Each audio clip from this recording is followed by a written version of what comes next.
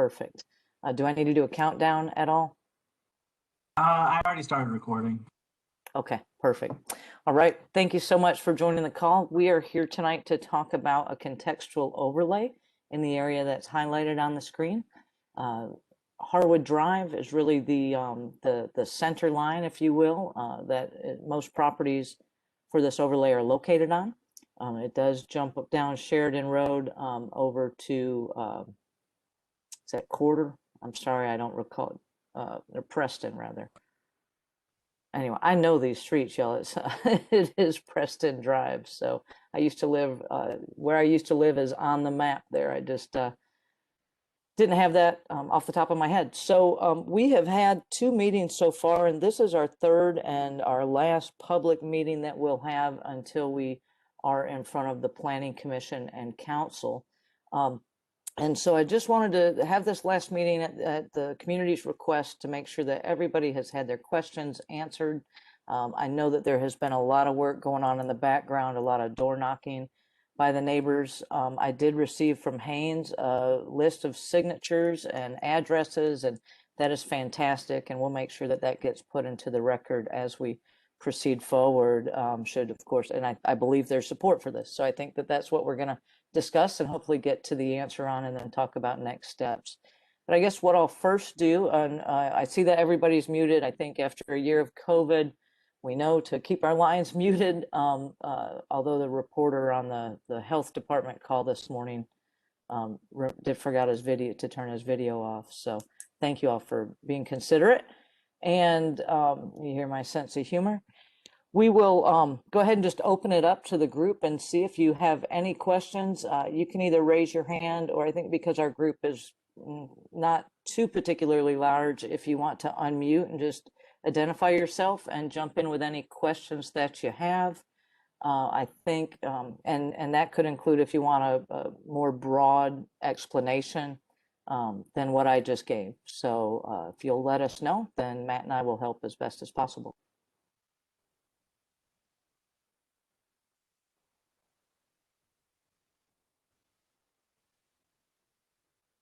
Hey, this is Hugh Mitchell. Hey, Hugh, go ahead.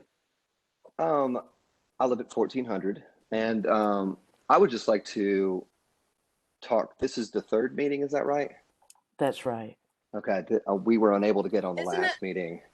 It's the 2nd meeting. Second meeting, right, Emily? It's the 2nd meeting.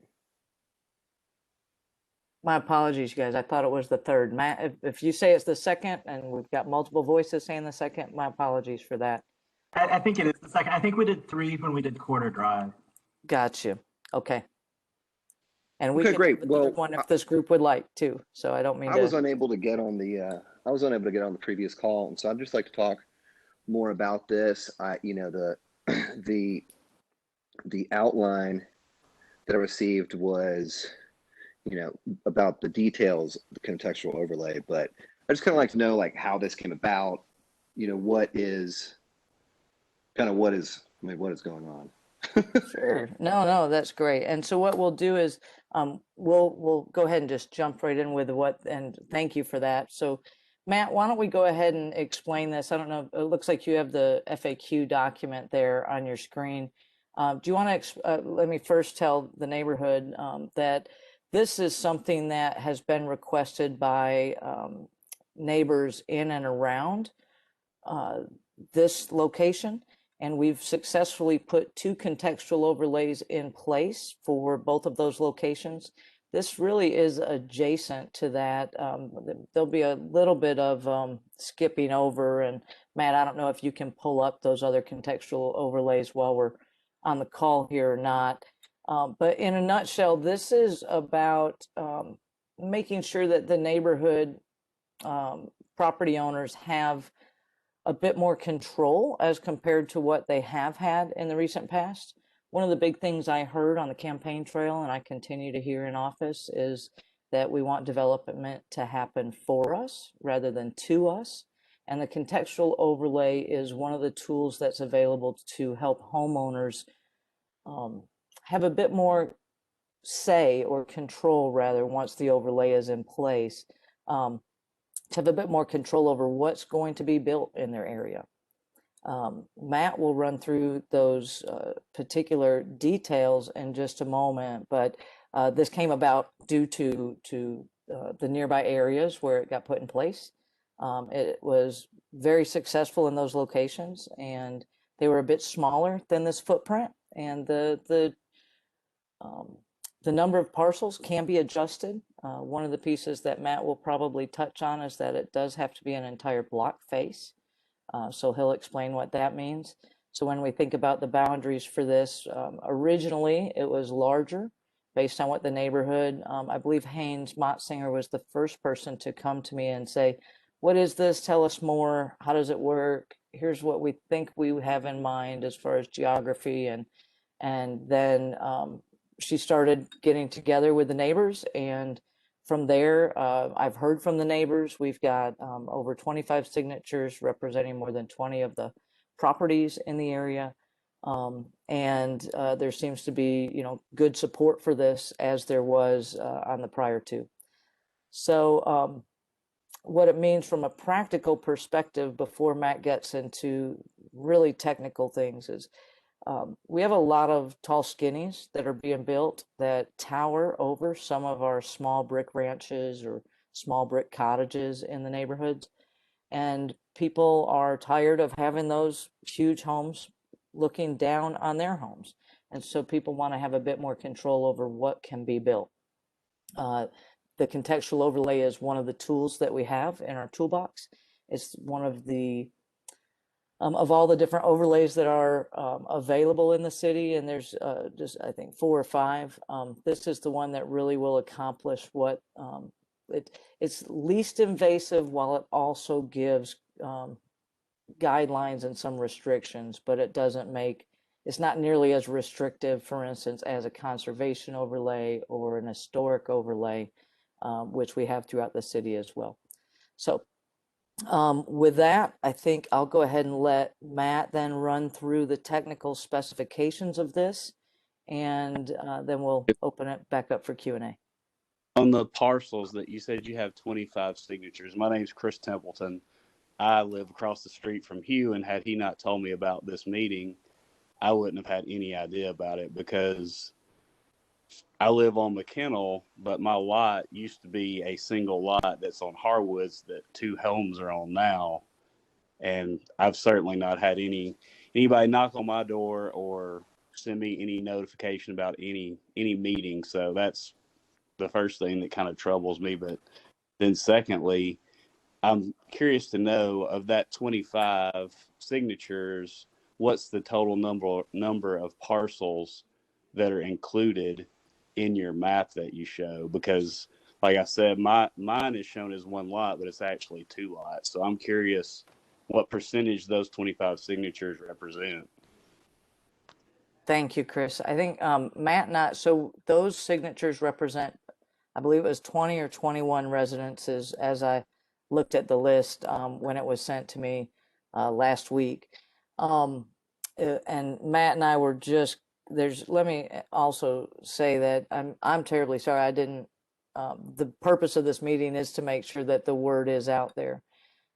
When this gets filed, if the community does in fact choose to file it, when this gets filed, there will be mailings that go out to every home that will be impacted. So, and then there will be public hearings, both at the Planning Commission and at the council. Certainly this meeting and the prior one were set up so that we could have this dialogue and understand, is this supported or not? Do we need to change the boundaries or not? And my apologies again, when I started the call thinking this was our 3rd meeting, I was jumping the gun. I think Matt and would be first to tell you that when I get something wrong, I admit it and want to make sure we get things right going forward. So this absolutely impacts every property owner in the area that's highlighted here. And so that's very important to me that we have broad support for this. And based on the feedback I had received thus far, it looked like there was some very good support. So, but again, I didn't mean to jump the gun there.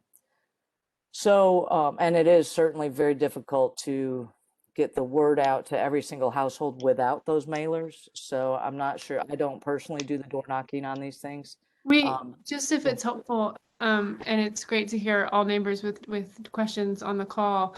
My name's Cassie. I live with Haynes, John, 1503, and we've gone door to door. We have knocked, of course. I'm sure we've missed people. It's not perfect knocking strategy, and we have put flyers for the first meeting. We put those in everyone's mailbox. The week of that was during the snowstorm, so again, could have got lost. But we did our best to follow the guidelines of how this is done in other places, and we're glad that anyone who was able to look at that information is able to come. So how many So- parcels are affected? I think that's Yes. That's How many my- parcels? that's my specific question: is how many parcels of land? How much does those 21 residents? What percentage of this overall map that you're showing does that represent? It looks like that's about 25%. We again, So the when the- 100. no, there's 77. So Okay, that's- 30%. Is there a list of people with signatures that do not support it? I do not, nothing has been provided to me. Okay. I mean, I Certainly feel if like there's- as our yeah, neighborhood, we should have both. You know, if there are absolutely. signatures for, we need to know who, just so we have a running number of who actually has been contacted. Because before anything like this would go forth, I think that 100% of people should be contacted, no matter what it Absolutely. takes. And that's exactly what the mailing is for. And so when that mailing takes place, it's no guarantee that this is going to get passed. Mm. So the mailing is the official way that people are contacted. And that is also when typically I begin to receive emails of support or questions. And that's when we had the third meeting. And that's my apologies for my memory, folks, on this. Matt, that's when, if I recall, it was after the mailing went out, but before the hearing at the Planning Commission, that we had the third meeting to make sure that everybody who received those mailers was able to join. Again, for these webcasts, these are not official things that are published anywhere other than on the council page. And then, of course, they get sent out via email and but it's it's the official letters is the method by which everybody gets contacted in the area that's impacted. So all great questions, and absolutely, if there's a list of folks that are opposed, I absolutely want to see that and want to know that. I just think- critical to me I that think as that we make changes to people's properties, it's critical that I understand what level of support there is or opposition. Mhm. I just think that with this, serious of an issue, we need to have 100% of the votes, even if we have to go chase them down at the, grocery store. And if somebody says no, then that's not a vote, But this is such a, 'cause I actually contacted my neighbor directly next to me, and he didn't know about the first meeting, and then he couldn't get on the call either, and he's actually driving right now, so he's not able to get on this meeting as well. So we are recording this, and this will also get posted. It'll Great. also be on my Facebook page. Okay, great. 24/7. So we try to do our best, but absolutely, we miss people for sure. And that's just a matter of, sometimes it's people get a piece of mail in the mail and don't read it, don't open it, and throw it away. And there's things that we do our best to get the word out for sure. So, Matt, do you want to run through the technical specifications then about what does this mean and what is this? Sure. So the contextual overlay does not change your zoning. Since you guys are still zoned residential, two-family developments are still allowed. However, they have to meet these specific requirements that you see on the screen, which can greatly, it makes it more compatible with the and in some cases where you may have some very small houses on large lots, it may make two-family developments uneconomical. So just generally diving right into these specifications, in regards to setbacks, any new construction or additions onto existing homes in the district, the required setback from the street is the average setback of the two developed lots on either side. And this isn't really different from what the standard zoning is for established neighborhoods like yours. So that this isn't really much of a change. It's just more spelled out in the contextual overlay versus what you may see elsewhere, where it's sort of here and there and just sort of pieced together. But really where the contextual overlay starts to get some teeth to it is in the height. And so the maximum height for new construction as well as additions to existing homes is limited to 35 feet or 125% of the structures on the two lots on either side, whichever is less. However, if let's say that you're surrounded by one-story ranch houses that are all 16 feet, then you're still allowed to have 27 feet.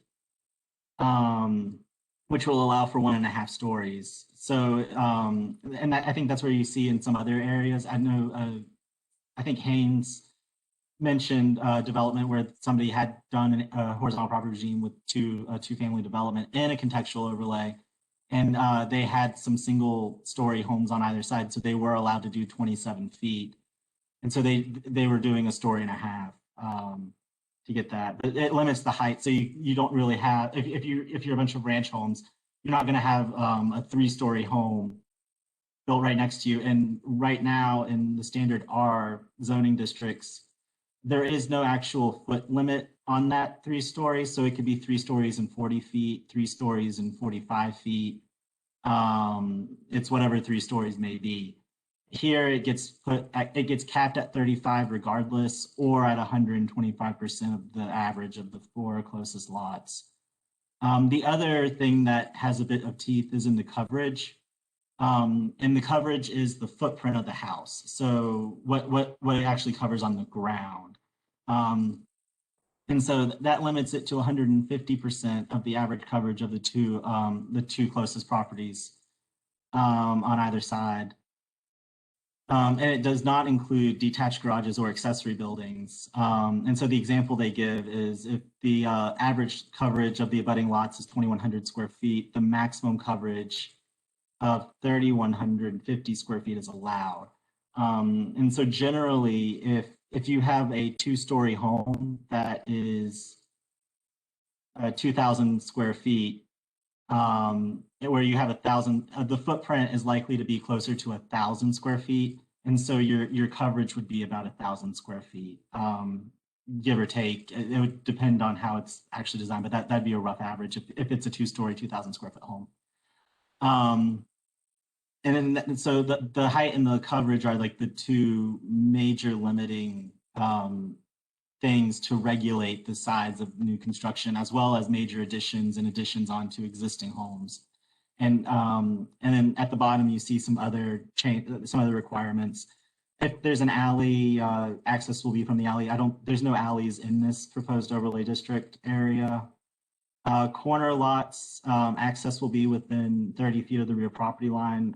If you have an existing driveway, this won't change anything. It's only if there's a new driveway going in. And the same with the limit to 1 per street frontage. So if you already have multiple driveways, you're fine. This won't affect it. You'll still be allowed to keep that.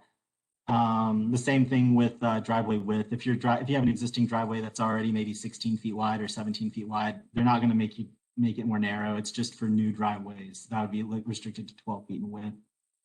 The last two are, I think, a little more pressing here. The front of any detached garage shall be located behind the rear of the primary structure. So if you want to build a detached garage, it needs to be in the rear. It needs to be behind the house. And then if you want to do, if you're building a new house that has an attached garage, the garage door has to face the side or the rear of the property. It can't face the street. And it's the same for new construction or an addition onto an existing home. And so that's really the main technical details. And then the one last thing that's not really included in this sheet, but I will talk about a little bit, is that in this overlay, to be included, you have to have a complete block face, which is, you have to have this because the way it regulates is based on the two properties on either side. And so you can't skip over houses. So if a house isn't in the overlay and they're not bound by the same restrictions, it's sort of, it messes up how the measurements are done, and it makes the overlay unworkable. And so for that reason, the code requires that you have a complete block face.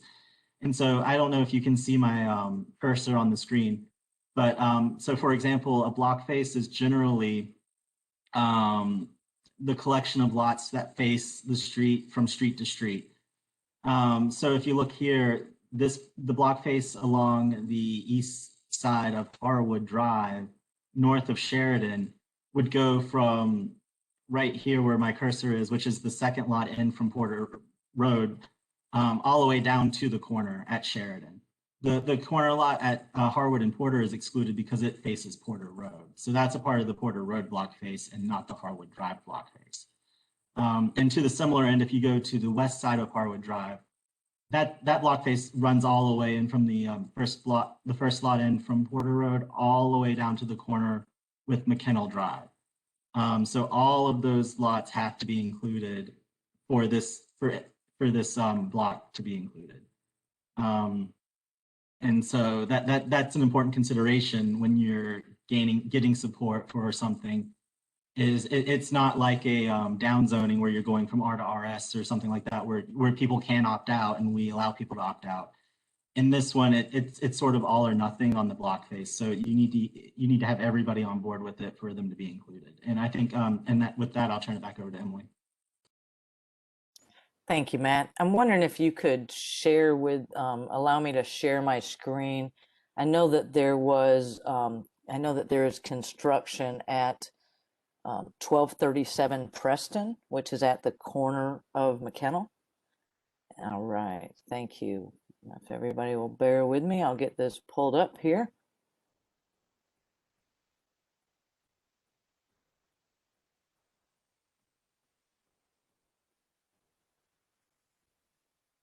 All right. All right. So an example of something, this is where there's an existing overlay today, the Carter Avenue overlay. And here's an example. This is a permitted development that, this project is permitted, and this is the, I guess, Matt, will you run us through this, and I'll scroll as you need to. This fits within the restrictions. You'll see the 27 feet high here, and we'll further down, we'll show you the layout of the lot. Sure. So yeah, this is a new HPR two-family development and a contextual overlay. And as Councilman Benedict described, it is 27 feet tall, so it meets the height requirement. And if you want to scroll on to the next, and so if you look at the lot layout, I know it's a little small, but you can see how it doesn't look like they're doing a garage, but you can see how the parking area is behind the house. So they're not really, they're on the one that isn't so it's a corner, but it's a two-family corner. So on either one, they're both farther away from the edge of the corner. So both driveways are within 30, this driveway for unit B is within 30 feet of the back of the lot. And then the other driveway, I think, is probably where the existing driveway was for the original house. And they're meeting all required setbacks. The setbacks for the new houses, the front setbacks from the street, the main street, not the side street, is in line with the other houses down the street. So they meet that requirement. And you can sort of see how it lines up with the existing homes. So it's not closer into the street than they are. And it also has, yeah, and like I said, they're not really doing a garage, so you can't really see how that would function. But you do see the parking areas to the rear instead of in the front. And so, and then. Oh, there we go. Yeah. And in terms of lot coverage, they are meeting the lot coverage requirement because these are fairly small units, 26 by 40. And I believe these other homes, I worked out the math when I looked into this originally, but I don't have that in front of me now, but they did meet the coverage requirement. So this development met all of the standards of the contextual overlay and was permitted to be built. And to make sure that I think we've got the square footage on it. No, we don't. This doesn't show that. Matt, does this? No, it had the I would have to go into our system, which would take a while. I think I can pull it up right now, but the codes had calculated the lot coverage and then the average coverage of the other two homes that are south of it on the same block face. And they were able to determine that it met. And they had that math on that. I just don't have Here it is. Here it is. So this area here. So anyway, I think the what I wanted to share with the group in this is to give you an example of this does not take away anybody's right to build two homes on a lot that's already zoned to build two homes. It just changes what those two homes can look like. And so I wanted to give you an example of what that looks like based on what's going on that corner. Matt, I'm going to go ahead and stop sharing. If you'll pull the map back up, I'd appreciate that. And I think at this point, we'll go ahead and open it up for questions. And if you could use your raise hand function, let me see how you do that. I know how we do it on council. Well, let's just go ahead and if you have something. If you hover over your name, you should be able to raise your hand. There's also a chat feature. If you're using the app or the website, you can chat and chat to everybody and we can all see your questions. Otherwise, you can just mute and then say who you are. Yeah, and if you unmute, just give me a second. We need to make sure people don't talk over each other and make sure we're respectful with our time.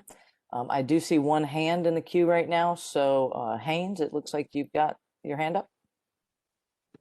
That's an old hand. Sorry, we're gonna take that down.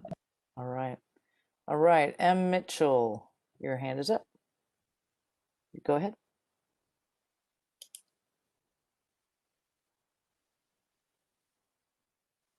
Can't hear you.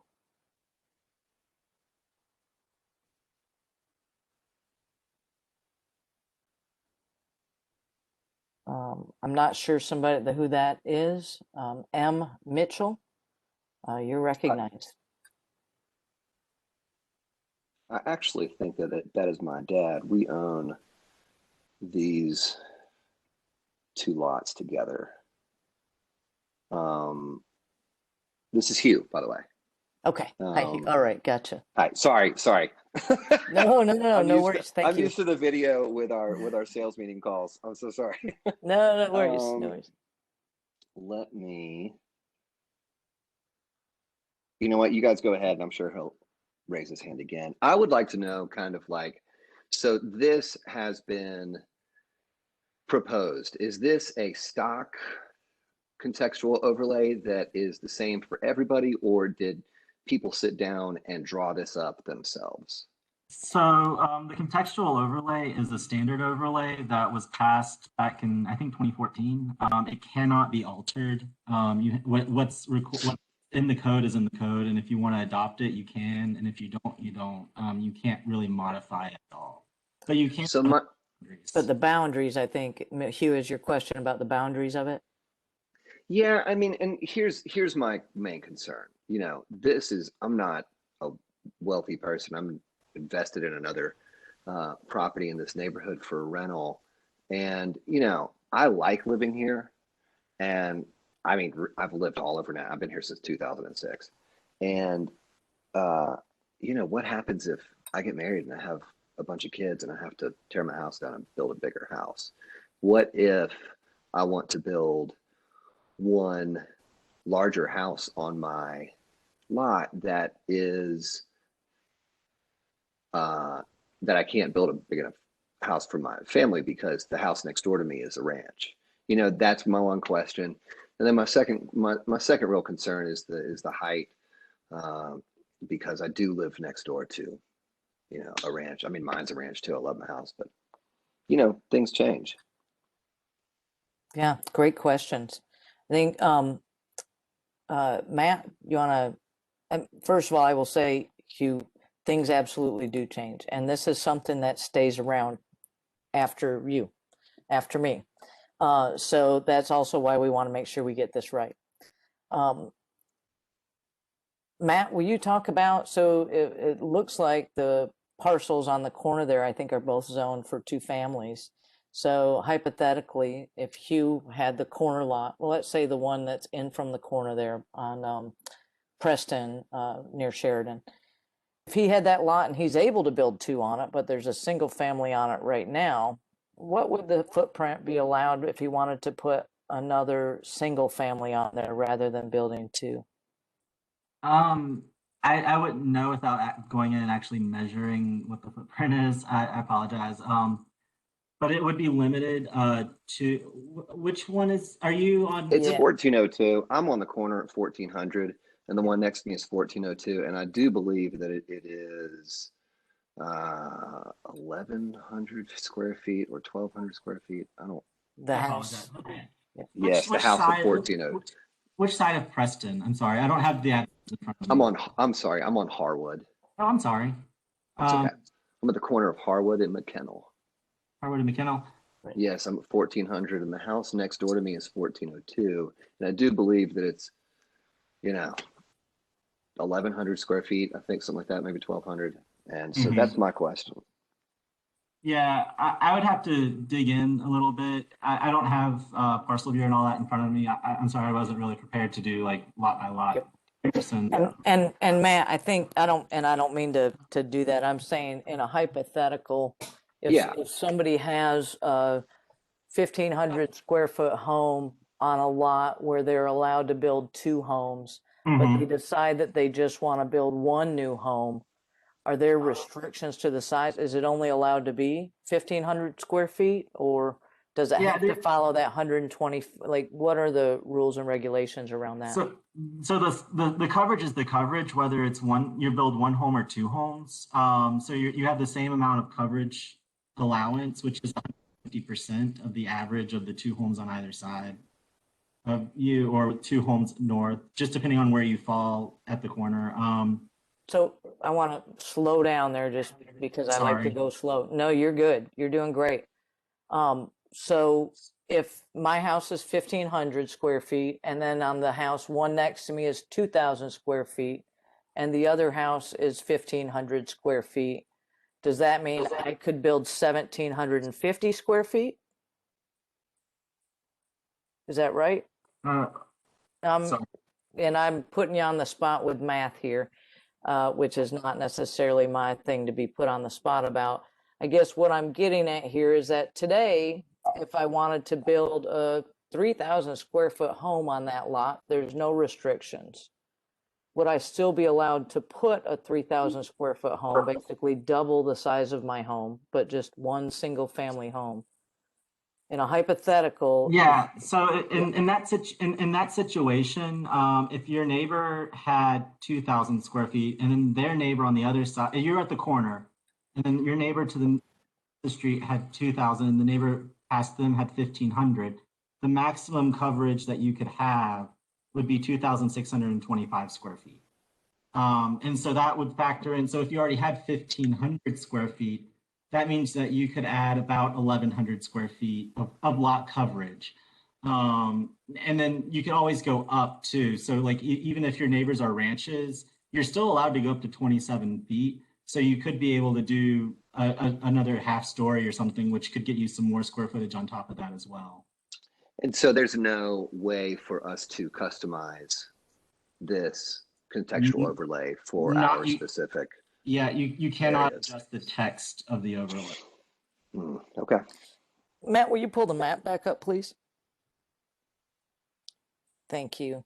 I want to give an example. On the south side of Sheridan, you see that there are tons, and I know you live right by it. So you see all of the HPRs, in other words, the 2 homes on a lot.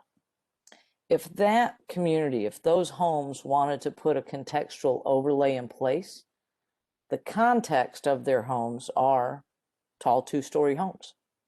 So if they wanted to extend that further down Sheridan to the east, then the context of those homes would align with what's there today. So I say that just to say that, you know, the purpose here is to decide what is that context, and then, you know, understanding those specifications, that this does stick around. It stays with the property. It does. Matt, is there any way to undo this? Would it be by ordinance? Yeah, so this is an action of zoning. It's an overlay. So if you wanted to undo it down the road, you would have to file an application to cancel the overlay, and it would require a public hearing at the Planning Commission with their recommendation, and then 3 readings at council with another public hearing as well. So the same process, but in that particular case, Just to removing it rather than adding it. Okay. All right. So I went the way block off face, on other topics. I Go ahead. apologize. I apologize. I tend to ask questions that turn into And rabbit I went holes down a sometimes. rabbit hole. You're good. You're good. So does the block face mean that the vote has to be 100% of the vote? It And doesn't. everybody has So- to vote, or does it just have to be a majority? Well, it doesn't have to be any of that. It could be one person and I just say I want it. It could be nobody and I say I want it and you vote me out. Right? So then and if by the one way, person I wouldn't do says- that. I wouldn't do that, okay? Now, I Yeah. will say on Rosecliff, when we put that in, there was one person who was adamantly against it, but everybody else was for it. There was not one single other voice of opposition. I decided to go forward with it. You know, so it's not that it has to be 100%, but what I've said in the past and what I've said in this and what I want to make sure is clear is that I need there to be broad support. By broad support, is there a definition of that? Not really, but to me, what I consider broad support would be, you know, definitely well over 50%. Likewise, if there was, you know, 40% of folks in opposition who let me know they were in opposition, you know, we'd have another meeting and we'd talk it through. And if it remained with those numbers, we wouldn't proceed. I just don't see that that would be the smart thing to do because it's impacting 40% of the people, the homes of the property owners that don't want this. Does that make sense? Mhm. Not Yes, everybody's it going to does. agree though. So, you know, it's really hard to find 100% of the people on anything. And in this particular case, you know, I want to make sure we get it right and that it's again, a very high percentage of support, very high. Yeah. Okay. All right, Hugh, if you have more, we'll come back to you. I'm gonna go I do ahead not. and jump in. You might have more later because you're like me, I think. You want to go down a bunch of questions, which are great. It's great information and everybody else has these questions too. We're gonna go to, and Hugh, I think your dad's hand is still up, but I'm gonna go past him for now. And if we need to come back, we will. That's Haynes, fine. He said his microphone's not working. okay, got it. Well, we'll go with Haynes and then Charlie is next. So Haynes, you're up. Hey, and this is really just a follow-on question for Hugh, actually, that I think I sent via email to you and Matt because I'd come up with other neighbors, which was I had asked, you know, there's a number of 2 homes, 1 lot HPR builds on our street already. And I had asked if you're in a lot adjacent to that, does that influence what you're able to do with your home? And via email, y'all said yes, like those HPRs would influence the adjacent lots. And so I'm just wondering if y'all could, if Matt, you could talk a little bit about that. I know you touched on it briefly, but Hugh, for your lot right across the street, you have those 2 builds on the same lot. And so it might help you think more broadly about your lot and what might be possible. But I guess that's my question. If y'all could just share that while we're on the call together. And I'm going to go ahead and put that on a Word document from your email, and we can share the screen with the questions that you had. Let's see, Matt, I need you to let me share again, please.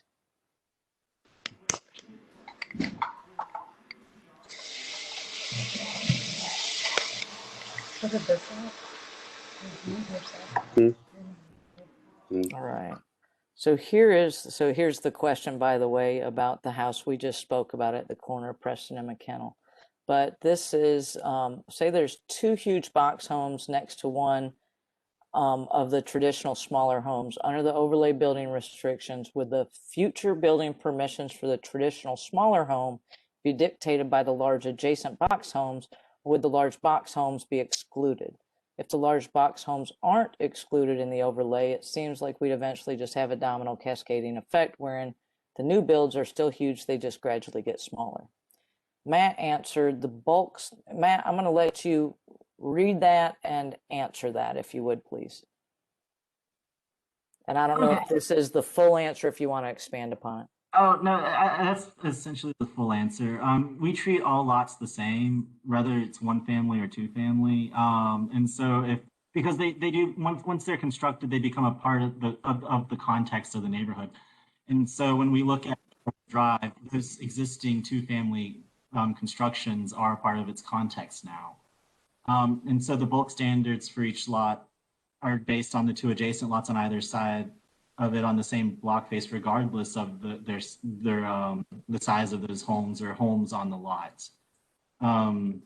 So the presence of a large HPR duplex within the overlay will affect what its neighbors can do because they become a part of the context. And I also made this recommendation because I think there's maybe a couple of spots within this boundary where it's a little questionable whether to do the overlay. And I think the south side of Sheridan was one of them where you already have two or three. It's a smaller block face with only like maybe 4 lots on it. And it already had like 2 or 3 HPRs on it. And so every single family lot on that block face would be impacted by those HPR developments. And so they would have a much larger building height and much larger footprint relative to other lots within the contextual overlay. And so that's just something for you guys to think about as you move forward with what to include, what not to include, as well as for neighbors of HPRs, they may be able to do a little bit more than people that are more farther removed from them. And if you're not in planning or zoning and you wonder what this HPR business means, an HPR stands for horizontal property regime, but don't worry about that abbreviation. In a nutshell, an HPR is one of those lots that allows, well, any of the lots that are that allow 2 homes on it, you can make those an HPR. So any of the homes that have been developed today that have the 2 homes on them, the 2 tall skinnies, or in this case, the large box homes, that is an HPR. So some people know that, but not everybody does. I thought that I would clear that up. And theoretically, you don't have to do an HPR to do 2 family. HPR is just a thing that the state created to allow for the sale. It's essentially the state's version of a condo regime. So to sell multiple units on the same parcel of property. So that's all that is. Matt, I can tell you're the planning guru. I think while we've got it, we talked a little bit about this.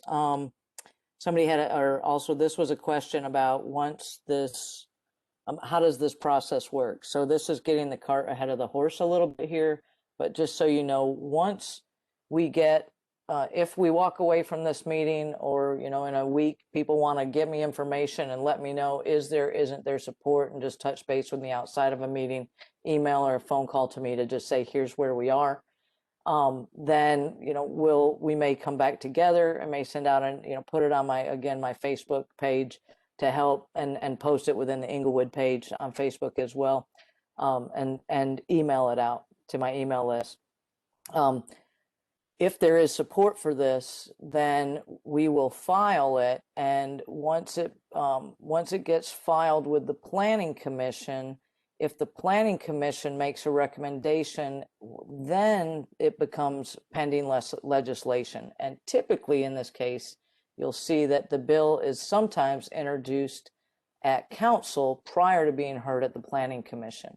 And so once that bill is filed and introduced at council, it's pending legislation, and it would change at that point what can be done.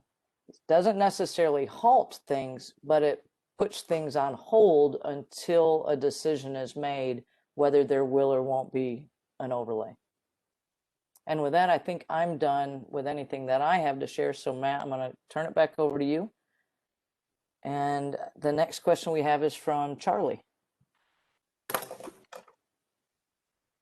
Hey everyone, I'm at 1502 Harwood. I'm still relatively new to the area, so I hope this isn't going too far off topic, but just since Q had touched on it, what is the process for applying for variances to this for specific remodeling in the future? Great question. And this is exactly what we talked about with the one person on Rosecliff who was absolutely against this. And let me remind you, this is being recorded and it will be made available into perpetuity.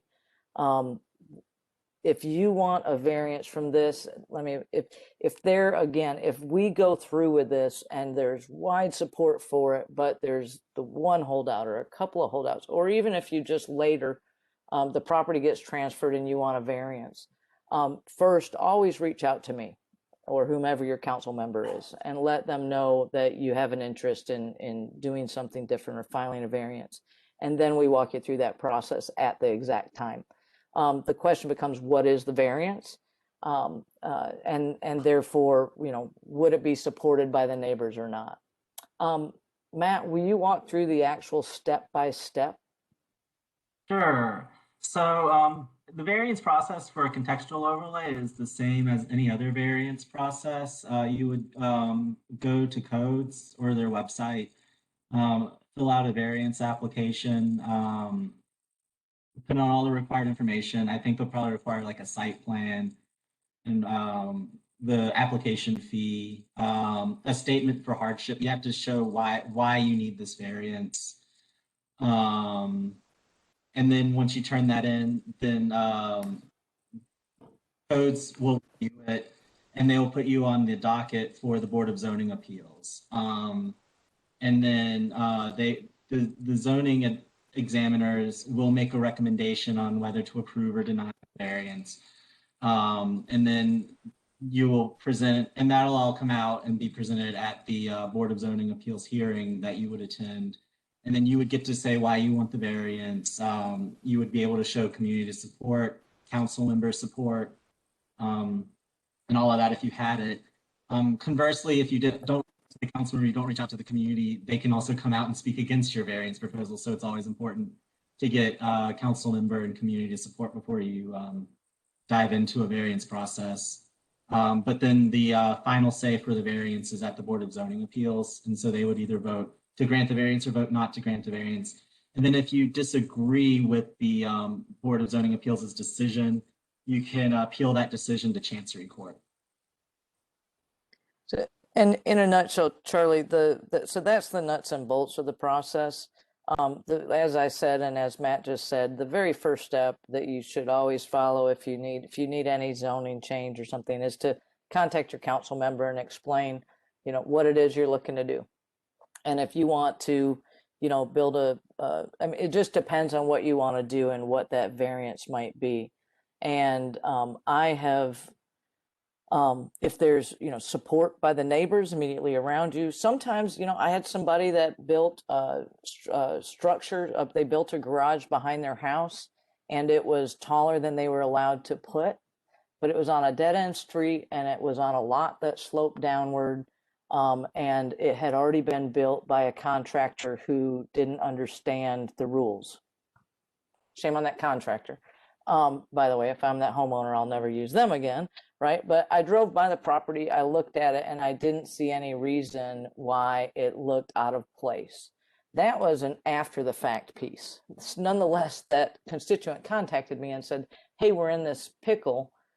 We'll do, we're not sure what to do. Is there any way you would support us with this? And, I'm reasonable. I hope that other council members will always be reasonable. My predecessor was reasonable on these things, I believe.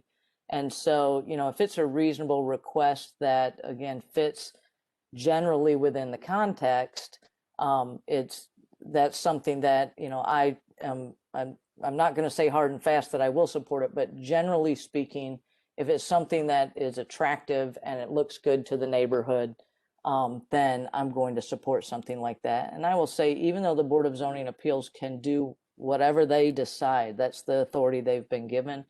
If it's something that I support and I let them know that I support it, they take that into very serious consideration because they know that I know the neighborhood. They know that I know the neighbors. So that again, that's why it's so important to reach out on the front end. Any follow-ups to that, Charlie? No, that explains it. And to be clear, I'm in support of this overlay. I am assuming some people are looking at some of these things and worrying that it would restrict them of making any changes in the future. But I just wanted to speak about variances, that sometimes small things come up and you have to bend the rules and that there's a process for it.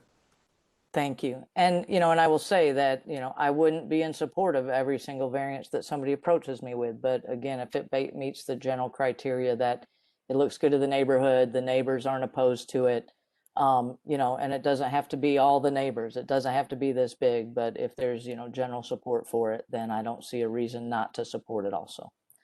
All right, Michael, you're up. Can you hear me? I sure can. First time caller, long time listener.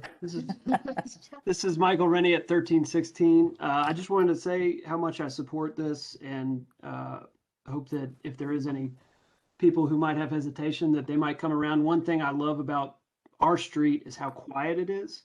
And as Nashville develops all across the city, traffic increases. And, if you took every parcel on this map and still had two structures, that'd be double the amount of people. And that's not something, even though this overlay still allows for two houses to be built, I think this would be a great step at discouraging developers who don't necessarily live here, don't necessarily have any interest in the people who own adjacent properties. They don't consider anything like that as far as like just the amount of people and the amount of traffic that we might see. So I just wanted to say my support and thank Emily and Haynes for setting this meeting up and allowing us all to talk about it. That's all I have to say. Thanks. Thank you, Michael. Appreciate that. And I think Melissa Bednarek has had an issue raising her hand. So if she just wants to unmute and share her question.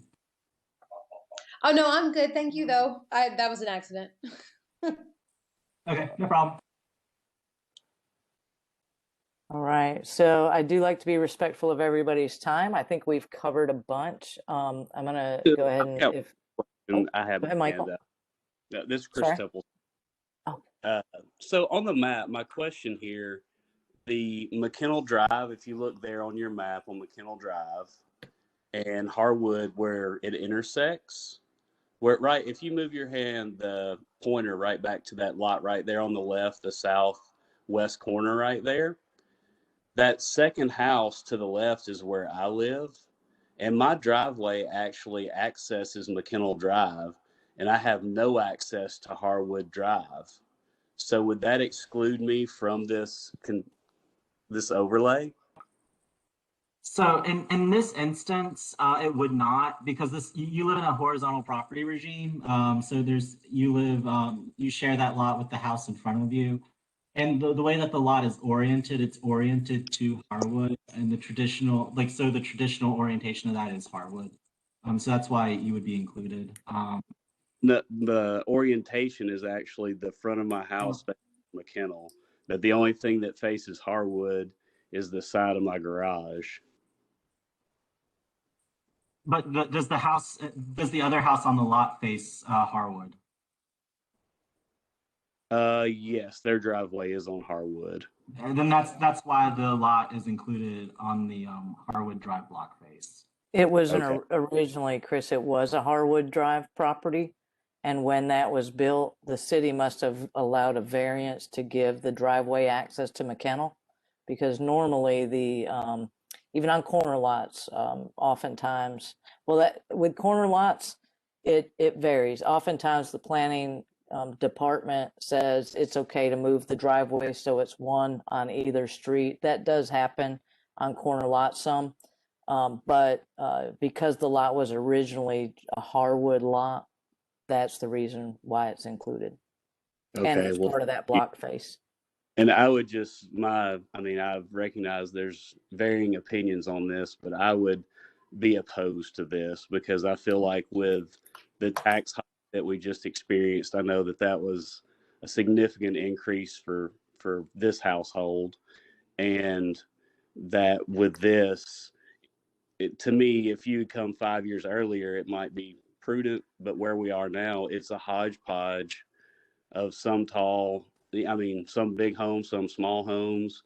It's already it's past the point of being able to implement it successfully, and I just feel like it only does all it does is really lower home values because it's already a mixture of homes, and so it's just so restrictive. And what the fellow was talking about, the variance, that process, that to get a hardship approved and all that's a hard process to ever get approved. So that's not going to be very many variances on this once it gets voted in. And I know enough to know that, but so I would just express my opposition to this for those reasons, that feel like it just lowers home values, and it's already a hodgepodge. So all this would do would just make it so restrictive that the people inside this box their property values will decrease, not go up, while we're paying the increased property tax.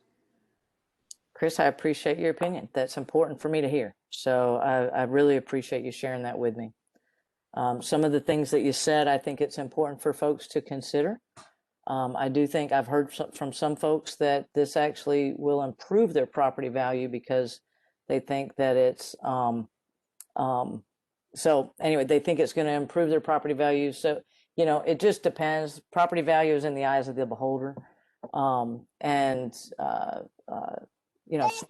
But regardless of that, it's important for me to hear who is opposed.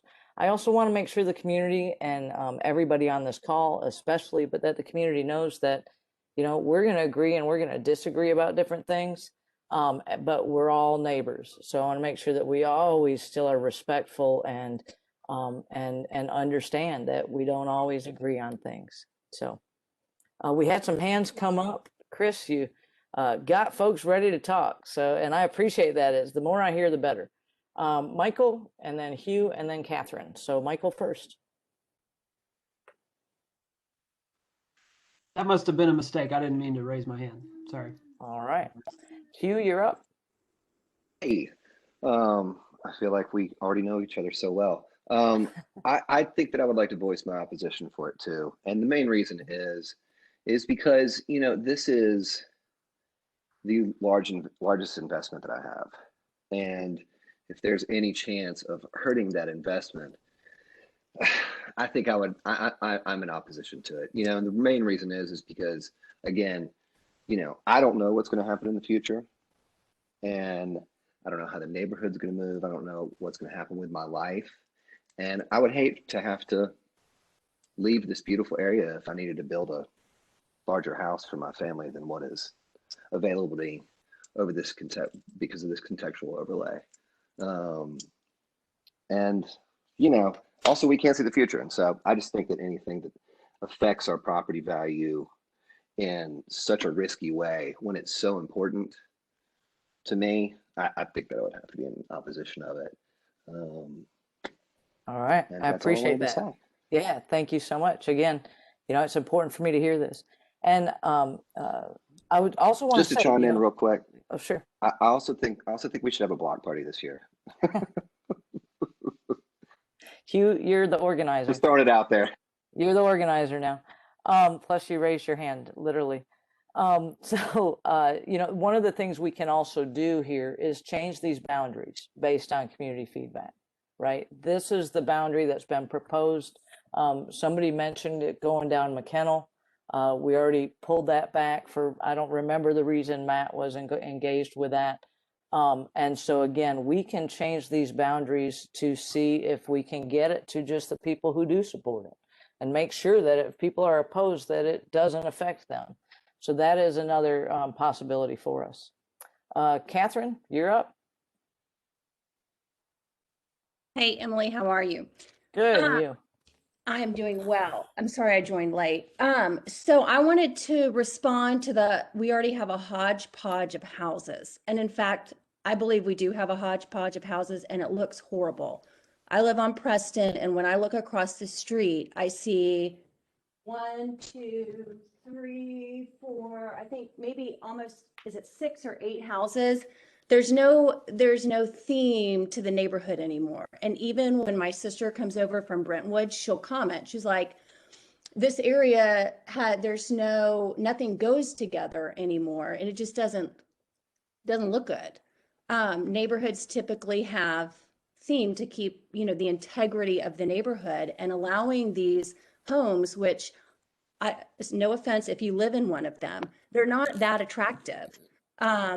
And it's kind of ruining the integrity of this neighborhood. And I think something needs to be done. And I get calls from builders all the time to buy my house and tear it down and build, and offer less than it's worth. And I feel like something has to be done to protect this little in-town neighborhood and the little ranch houses that are here, because they're really cute. And guess what? You can fix your house up and make it really cute. So anyways, that is my 2 cents. And for the tax increase, Guy, you might want to look at why we needed the tax increase. There's a whole lot of information out there on that. And I will leave that there. All right. Thanks, Emily. Thanks, Catherine. And so again, I just want to make sure we're all one big family here. This is our district. We're working together. This is our neighborhood. And we are going to have differing opinions on things. Not everybody voted for me, and that is A-okay. I represent everybody, and I want to make sure I'm listening to everybody and doing my darndest to make sure that your voice is heard in all the legislation that I'm engaged with and that I vote on the council. So again, we're all in this together. We've got to make sure that this works. Matt, I think we're out of time. Good. No, okay. Emily had a question in the chat. Oh, gotcha. Is there any data as to how overlays in other areas affect average home values? I can't speak to that as an employee with Metro. Fair Housing Act doesn't really allow for us to track that kind of data or make zoning decisions based on that kind of data. But I think Emily Benedict can speak to that a little more from her day job. Yeah, thank you, Matt. So most of you know I'm a residential realtor in my full-time job. And my experience with this is, I touched on it earlier, value is really in the eye of the beholder. And value is what a buyer and a seller decide on the value of the property. They certainly do that based on the values of the properties that have been bought and sold in the vicinity. But I would say that there's some people that say, I love this. I want the street to look like this. It's awesome that it's here. And there's some people that say, I don't want to buy that house now because it's got that restriction. I would just say the value really, again, I can't, as your council person, say one thing or the other. In my full-time job, and again, this is recorded, in my full-time job, my experience is that it neither increases or decreases value. It's based on what somebody wants to do with the land that they own. Thank you, Emily. That was just my attempt to find out, but I think that is a great answer to suggest that this is not necessarily going to decrease people's home values as a function of automatically applying it. It also may not increase their home values, right? This is just That's right. An aesthetic for the neighborhood and kind of what you're looking for or what somebody else is looking for. So when people will go to buy your house, you may not get some people, but you might get others because of the textual overlay. And I should be clear, because I try to be clear about this everywhere. I'm a residential realtor. It is my full-time job. I do not help anyone buy or sell with whom I have met as the result of running for office or being in office. If you contact me for that, I'm going to send you to someone else, and I will get paid nothing on that because I like doing this representation for you guys. So somebody mentioned in the chat that last time we did a thumbs up or a thumbs down. Why don't we we're 10 minutes past time. I know everybody wants to get on with their evenings. why don't we just do this? Matt put my email in the chat as well as his email. It's both first name dot last name at nashville.gov. And you know, please, if you're in opposition, please email me and tell me that. If you're in support, please email me and tell me that. And you know, you guys know your neighbors way better than I do. So please contact them just as someone contacted you and let them know that this is going on. I want to hear from as many people as possible. I'd love to hear from every single person, every single homeowner, every single landowner here. With that, I guess the next, so once I hear from I'm going to go ahead and just give it a timeline here.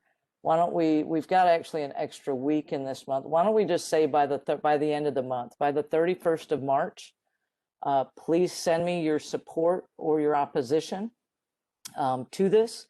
And then from there, I'll be able to make a recommendation, or Matt and I might look down, and please include your address. If you don't include that, I'll just reply back and get that from you. So what we may want to do is look at changing the boundaries here.